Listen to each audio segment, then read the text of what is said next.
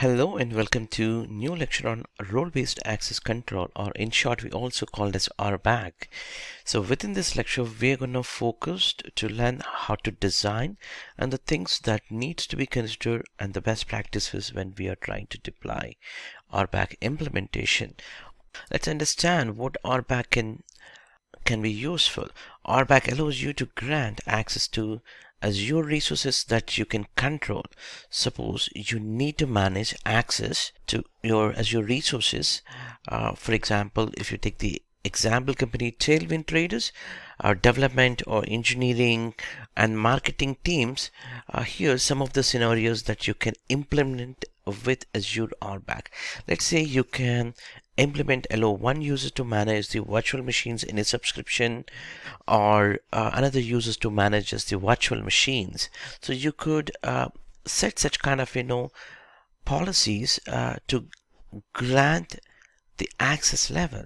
And also some other users can only manage database. Administrators can manage maybe SQL databases in their subscription, or allows users to manage all resources in your resource group, such as your virtual machines and your websites or your subnets. All of that stuff can be managed.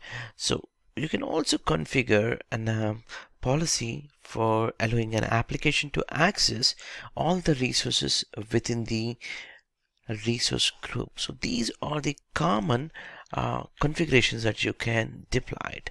So let me also talk about how you can control role-based access, or how it's going to work. Let's say RBAC evaluates each request. It's going to evaluate each request for access, and the evaluation will determine if the access is either blocked or allowed based on the conditions that are set. So let's say there's a decision start with no access initially, and then it will retrieve the assignment that apply. Then it's gonna evaluate deny assignment. Then is there any explicitly deny option was configured? So then if yes, then it's gonna block it explicitly if you deny it. If you don't deny explicitly, it's gonna evaluate the roles assigned for that access request, and then it will look at does the request match your security principle action scope. Let's say I as a Paddy is trying to access, and you as trying to access it, coming up with a different security principle. Then the action, if it is not configured to allow, then it will block there, and if it is allowed, it will check for the conditions, and if these conditions are meeting, then you will be granted access. There are certain things that you need to consider when you are using the role-based access control. So remember, RBAC is in a allow model, meaning an allow model means when you are assigned a role, Azure RBAC will allow you to perform certain actions. Let's say there's a role assignment that could grant you read permissions to a resource group. It will just allow you to read. If you want to have a write permissions, you must have to explicitly allow the write access that to be granted, otherwise it's not going to work. And next consideration point would be the assigning at the highest scope that will meet your entire requirements for granting the permissions. Let's say your first step is to accurately define your role definitions. Once you define here the role definition, then the related permissions, the next step is to assign the roles to the required users, or maybe group, for example marketing group, or maybe specific service principles. And lastly, scope this roles to a management group, okay, within the management group, or maybe to a subscription, or to a resource group, or the down level of the resources can be assigned. So try always as a best practice to assign at the highest level scope so that it meets your requirements. And the next best consideration point would be the grant users access what they need. Don't grant extra access for them. It's a best practice to grant users the least privileges to get their work to be done. This will allow you to, segregate their duties within your team by limiting roles and scopes. If you limit what resources at a risk level, if the security principle is ever compromised, then it's a complex. You need to think in that direction to creating a direct diagram kind of stuff, then come up with your RBAC role to explain. For example, if you could see here, you have here a reader, a resource specific, custom, contribute, owner. So these kind of diagram, you need to put it in role against to the scope and assign them. So when you are assigning roles to a group, not to the user, remember that never assign the access to the users, assign to a group. So to make a role assignment that can be more manageable by avoiding assigning roles directly to the users, instead assign these roles to a group or group of people by creating a groups. So assigning roles to the groups will help minimize the number of role assignments that you want to manage. At the end, you will not be overloaded from the admin point of view.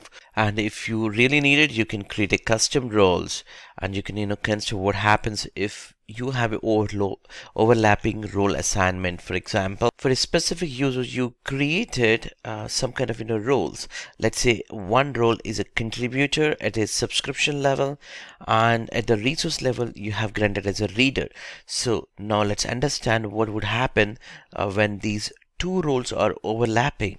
So you need to understand this user will be getting as the top level assignment, which is a contributor. This is very important in terms of considering what happens if you have an overlapping role assignment. Before we conclude this lecture, people will also have a normal confusion on Azure policies and Azure role-based access control.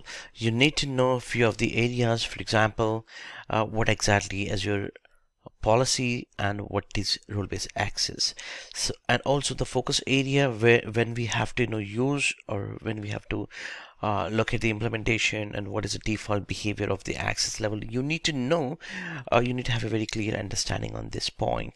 So let me explain here. As your policies will ensure the resources are compliant with a set of rules. So it talks about the rules that you define, or maybe predefined rules.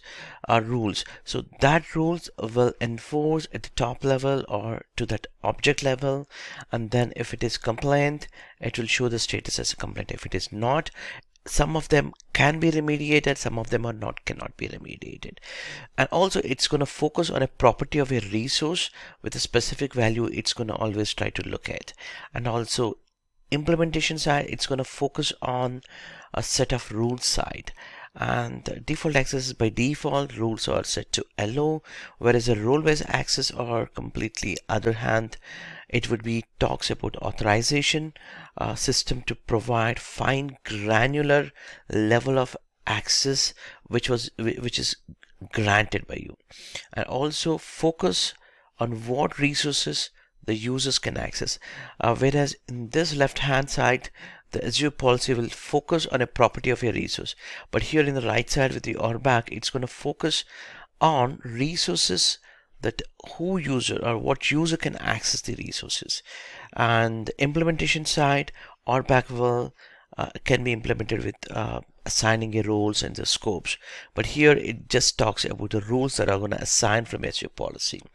And by default, access will be denied in RBAC, but whereas here Azure policies, it will just allow the rules, meaning maybe that specific rule, whether it is looking for that specific property value. If it is available, it just says that available. If not, it's not available.